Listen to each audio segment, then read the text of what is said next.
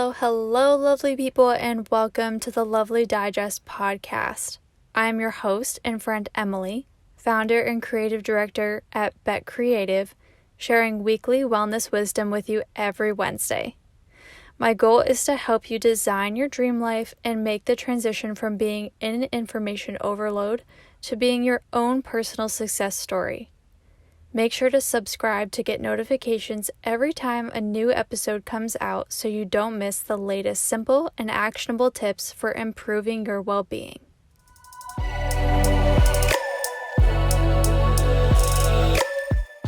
Maintaining good health and wellness costs money. Just simply living costs money. So it's fair to say that our health and well-being relies on our financial situation. Finances and money are rarely talked about, although I feel like millennials and Gen Z are starting to break the barriers and talk a lot more about wealth and how to gain it without having a wealthy family member or inheritance. However, there's still a lot of smoke and mirrors around wealth and how to attain it.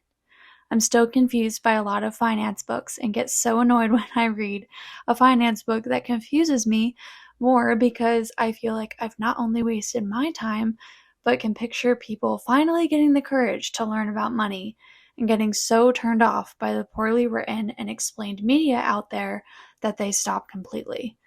Looking at you, Rich Dad, Poor Dad, that book did not help me at all.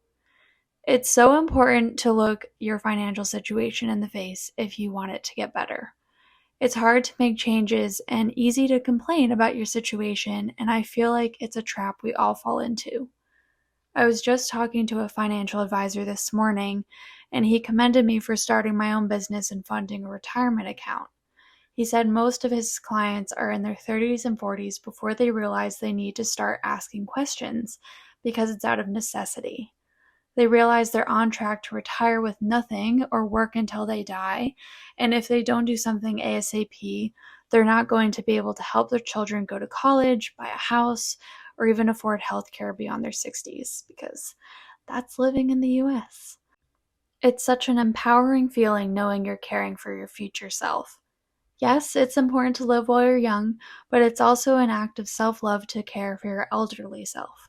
When I contribute to my Roth IRA, I see myself getting to visit grandchildren wherever they may end up in the world and rescuing animals and running a B&B. I also see myself as an elderly person with Crohn's, not having to stress about my health care because I push through the fear of learning about finances in order to see myself succeed down the road. The financial advisor and I talked about how so many people get stuck on fear. Running a business isn't hard. I mean, it is, but it also isn't. Things can get complicated as you make more money and expand, but it isn't hard to start. And as you make more money, you can afford to employ others like a financial advisor to help you walk through those growing pains. You have the beautiful ability of supporting others' dreams while growing your own. How cool is that? Money isn't something to fear. Setting up the proper accounts isn't something to fear. Investing isn't something to fear. They're tools that can be set up simply and easily to help you reach your goals, and I want to share with you how to get started and maintain financial health wherever you are at.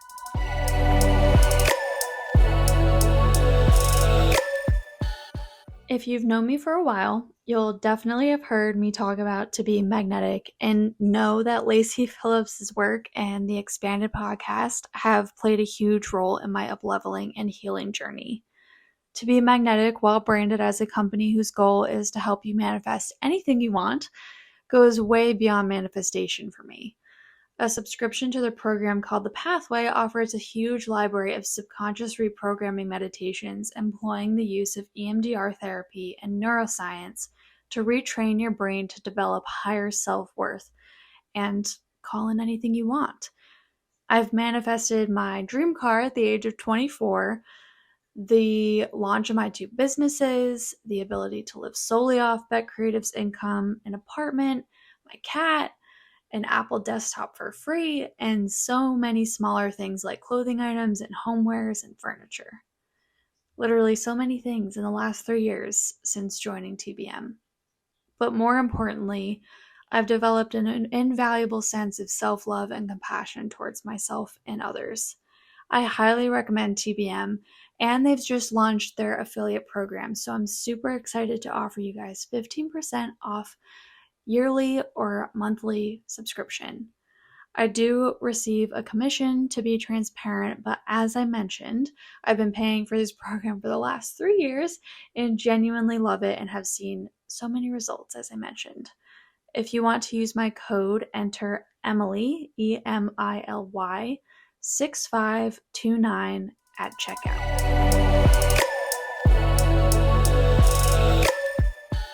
The first excuse a lot of people, including myself, make is thinking we're too young. You're literally never too young to start saving or investing, even if it's $5 a month. Just start somewhere.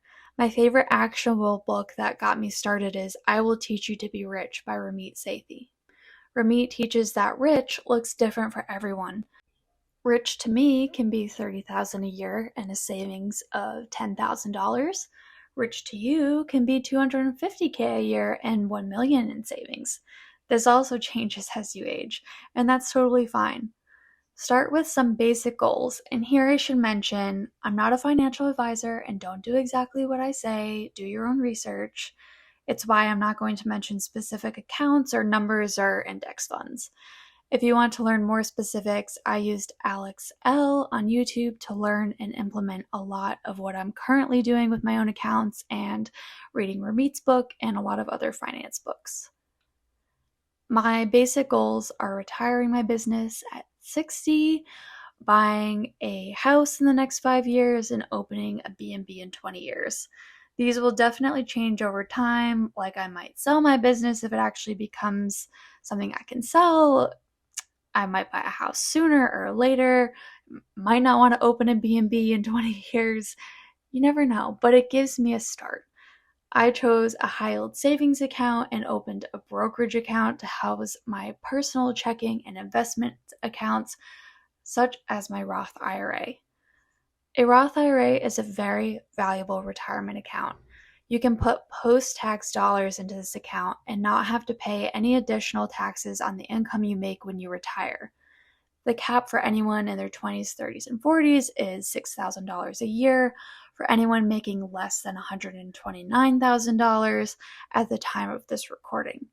If you start investing in a target date fund, think the year you're going to turn 60 to 65, this is a super simple and easy way to get started. Set up an automation for $500 a month within your checking account to go to your Roth account and have that automatically invest in your target date fund of choice. And voila, this is the quickest and easiest way to set yourself up for success in the future. Depending on your age, you'll want to invest a little more into your 401k with your job or a business retirement account if you're self-employed like me.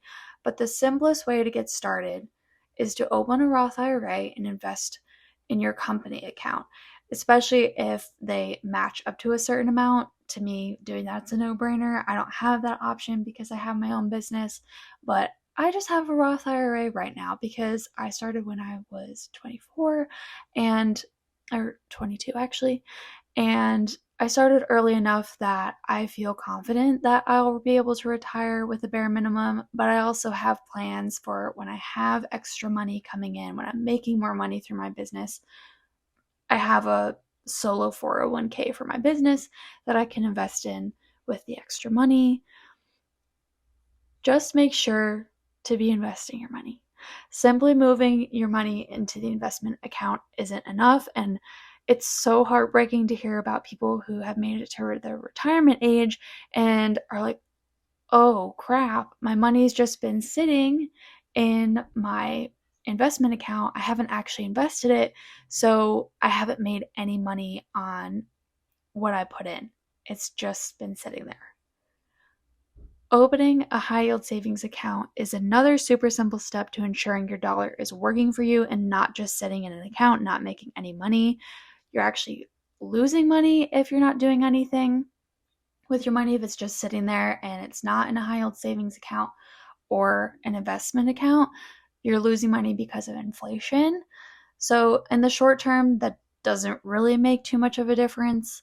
For example, if you're going to buy a house in the next year, or next 3 years even, you don't want to invest that money. You want to keep that in a high yield savings account or something more liquid. But if your money's going to be sitting there for a while, you're saving up for 10 years down the road, making sure it's in a high yield savings account is a great way to, low risk, but at least it's making something for you. Sometimes these accounts limit how much you can transfer out. For example, I can only transfer money out of my high yield savings account 6 times a month, but this is from my emergency fund anyways, so money goes in and it doesn't usually come out. And to be honest, in my opinion, that's kind of how it should be. Savings should be for specific goals that you just transfer a lump sum out of anyways. You shouldn't be taking out of your savings all the time. If you are, that money should just be in your personal checking. If you're new to saving, work on building up a 6-month to 1-year buffer before investing in any other investment accounts. You want to make sure that you have a good buffer in case you lose your job, in case you have an accident, or God forbid anything like that happens, because life happens. If your car breaks down, you want to have liquid assets. In other words, money in a personal checking or in a high yield savings account that you can just draw from in occasions like that before putting any money into a retirement or other investment accounts, because once those are tied up, they're a little more complicated to take out of, and you don't want to take out of them. You don't want to take out of your Roth IRA unless you're retiring and you need that money to live off of, because that's what you put it there in the first place for. So your assignment today is to do one thing that scares you when it comes to finances. This might even be acknowledging credit card debt and just looking at all of your accounts and taking stock of where you are. Then schedule in a time to create a monthly tracker for yourself. I love a good old-fashioned printout one. I kind of go back and forth. It's just as long as I am taking note of my finances and checking in every 2 weeks to a month, or even daily if you're one of those people that just really needs to face their fears and just, be mindful of their daily spending. That can be really good if you're just starting out looking at your financial health and taking care of your financial health. Just make sure that you're taking note of where your money's going every month. And tracking for a month or two can give you a pretty good idea of where it's going.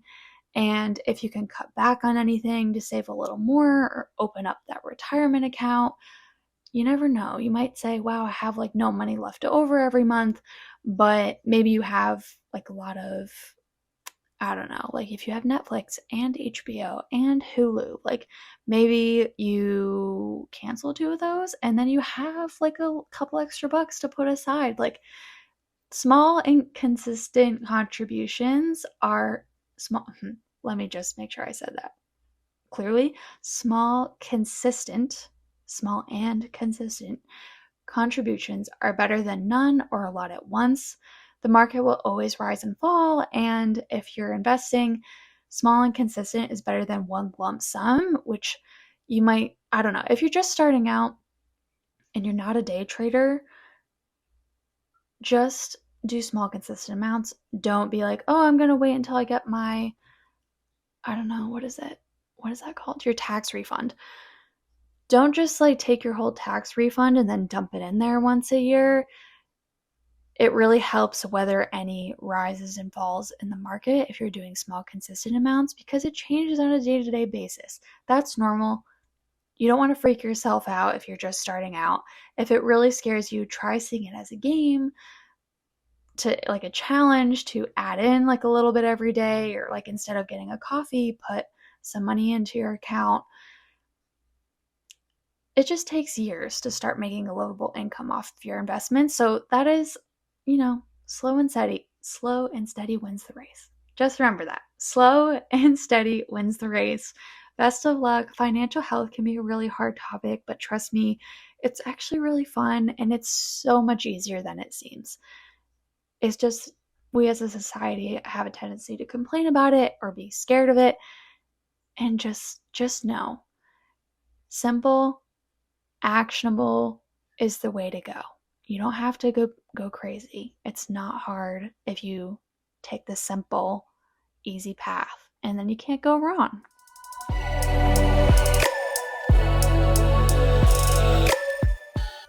Well, that is it for now, lovelies. Thank you so much for tuning in.